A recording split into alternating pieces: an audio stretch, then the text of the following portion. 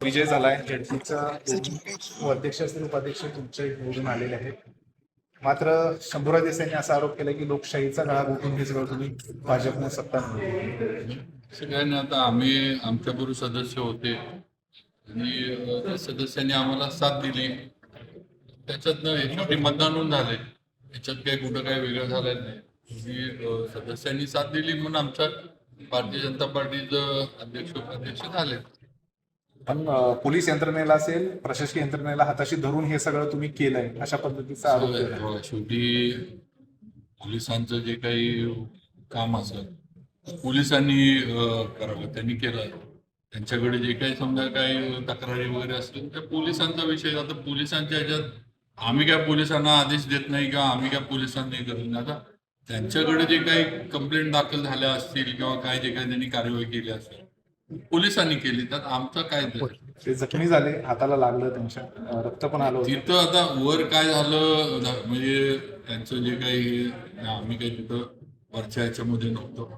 आता नेमकं कसं कुणाला लागलं हे काय वर तरी काय आम्हाला काही तिथं दिसलं, कारण आम्ही फार लांब होतो.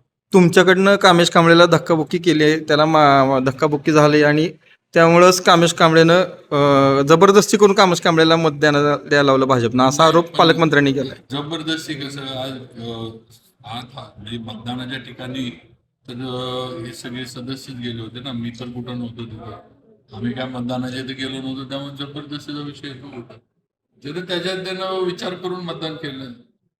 चांगल्या पक्षाला चांगल्या याच्याबरोबर राहण्याची त्याची भूमिका आहे, अशा याने त्यानं मतदान केलं. पोलिसांनी भाजपचं घरगडी म्हणून काम केलंय आताच्या निवडणुकीत, जिल्हा परिषदेच्या अध्यक्ष उपाध्यक्षाच्या, असा त्यांचा आरोप आहे पालकमंत्र्यांचा. म्हणजे आता मग आम्ही असं म्हणायचं आहे की ही यंत्रणा जर उलट काय तर झालं असतं तर मग हे पोलीस त्यांची घरगडी होते.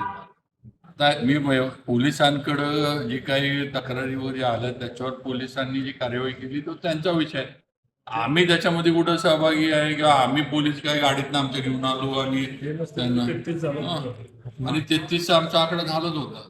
ते संख्याबळ बघता त्यांच्याकडे संख्याबळ जास्त होतं, बीजेपीकडे नाही होतं. त्यांना सांभाळता त्यांना विश्वास देता आला नाही त्यांच्या असं म्हणावं.